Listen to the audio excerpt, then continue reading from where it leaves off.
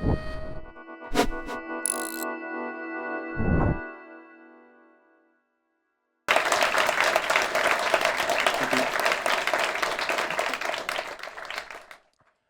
been out shopping this afternoon, and this is what I found.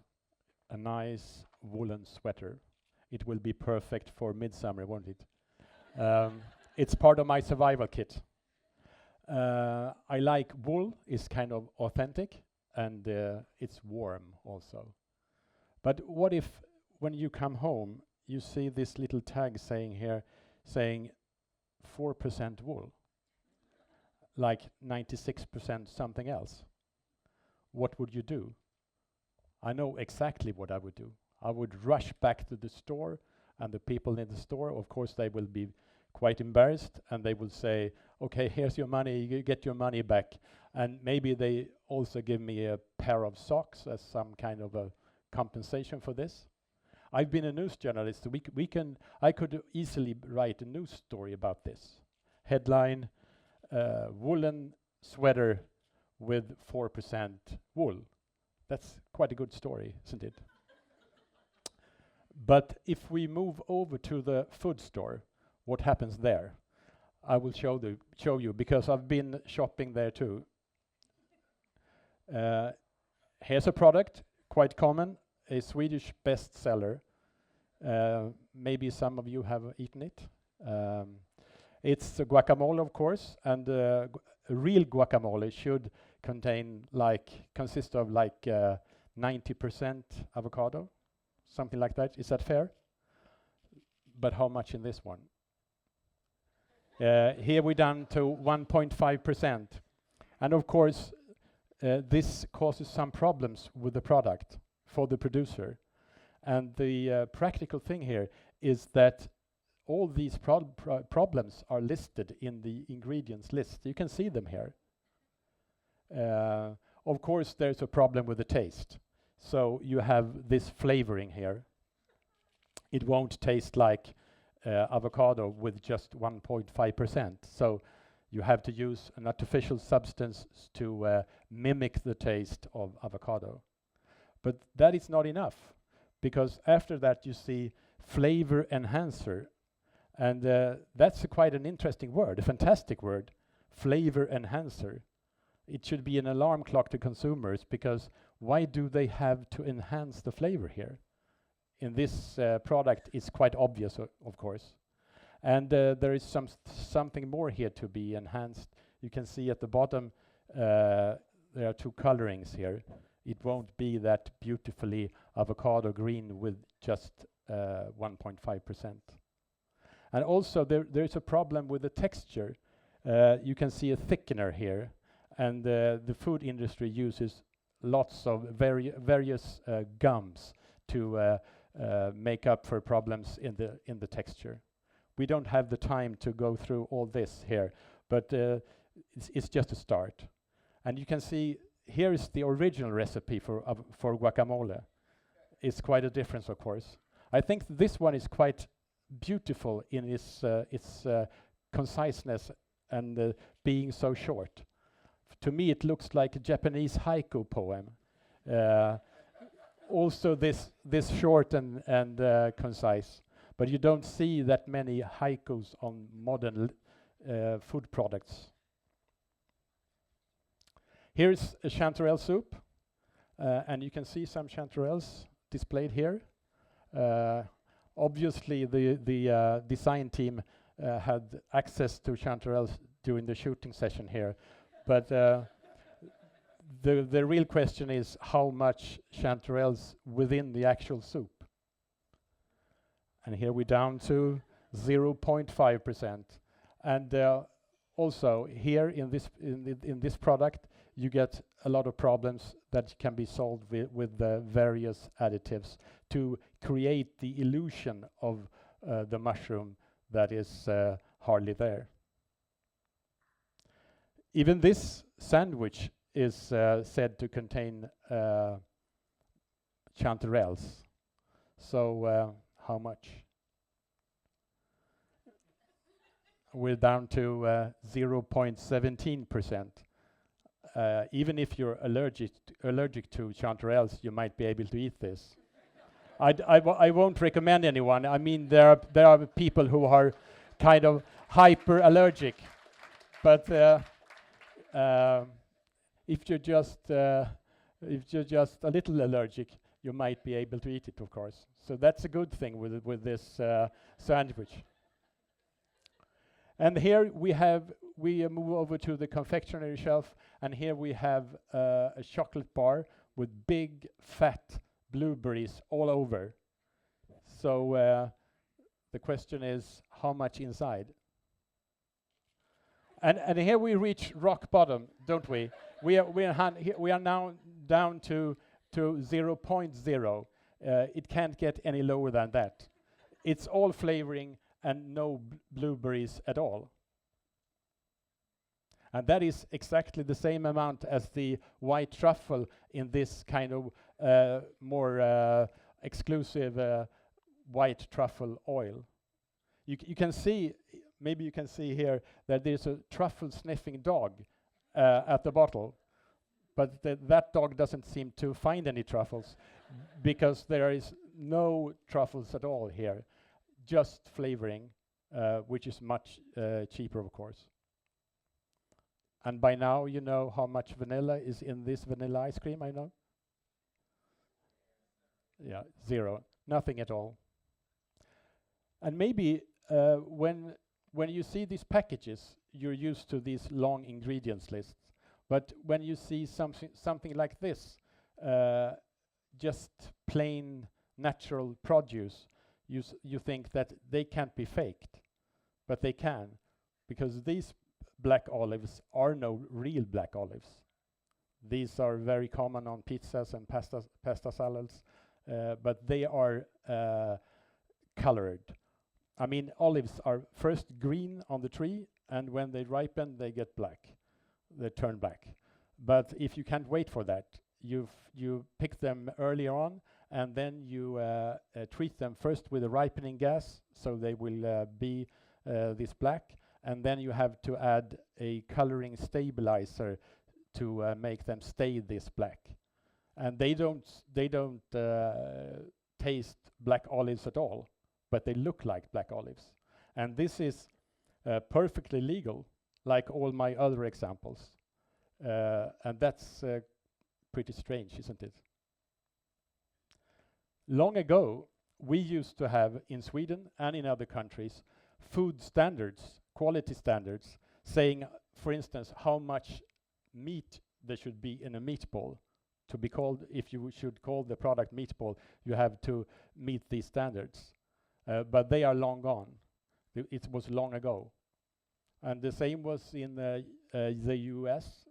You had this law saying that if your product didn't meet certain quality standards, you have to stamp imitation on it, like this jam from Kansas City with imitation here. A funny thing, I found this tin box at my father-in-law's house. It holds some of his screws now, but it used to contain English cough drops, mints. The interesting thing here is the word above the logo here, artificially flavored, and it's the same word, as same expression as the on this box for American soda bottles, also long ago. I think this is kind of beautifully straightforward to just state this, artificially flavored. Today it looks like this. It's a modern drink, and there's Starfruit. It says Starfruit here, but it's of course no Starfruit in the product.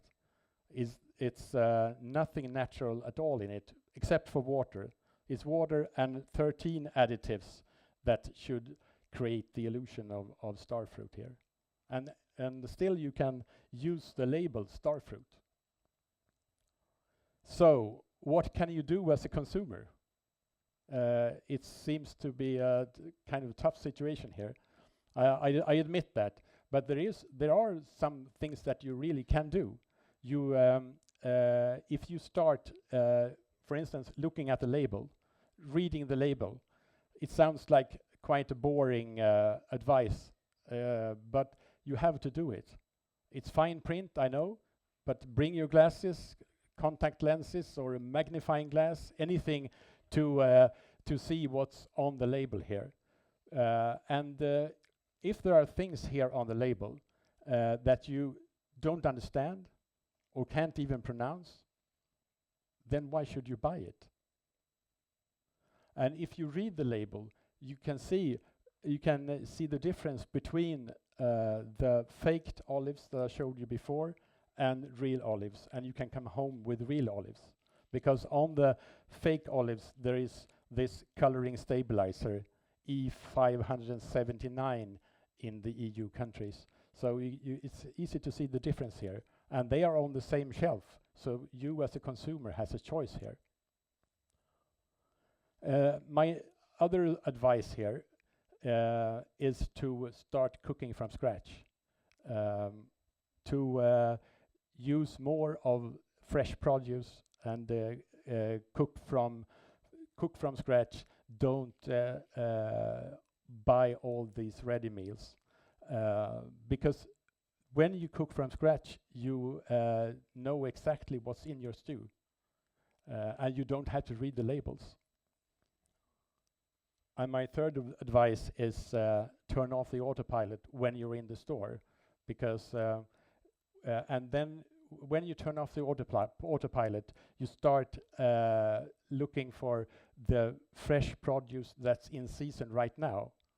And when you buy something that is manufactured in the factory, you will be more choosy with what you pick, and to be more have other standards. So when you turn off the autopilot, you will come out of the store with better food products. And the interesting thing here is that when many consumers start to do this, something happens. It's a kind of miracle happens here, because this affects the whole food scene. And this has happened here in Sweden. Suddenly you can see when the consumers are starting to reading the label, you can see that you get new products in the store. 5 years ago, it was impossible to buy a mayo that was made from the original ingredients, but now you can. This one is without any additives, and it's in the freezer in the store. Of course, you can't produce a mayo and put it in room temperature for months like the other mayo products. But so this one you have to look in the freezer. But here the food industry shows that it's perfectly possible to make these products without additives. And on my first book, The Secret Chef, on the cover was this company. Is one of the largest companies making ready meals in Sweden. And after they got on the cover of my book, they started to take out many of their additives. So this is the starting point for this. They have this long list with additives that they are taking out of their products. And that's quite amazing, I think. And another positive thing is that it has been much easier nowadays to find real bread in Stockholm. This is a map of the inner city of Stockholm, and I made this map 7 years ago, and the red dots here represent the bakeries making real bread, and they're not that many for 300,000 inhabitants.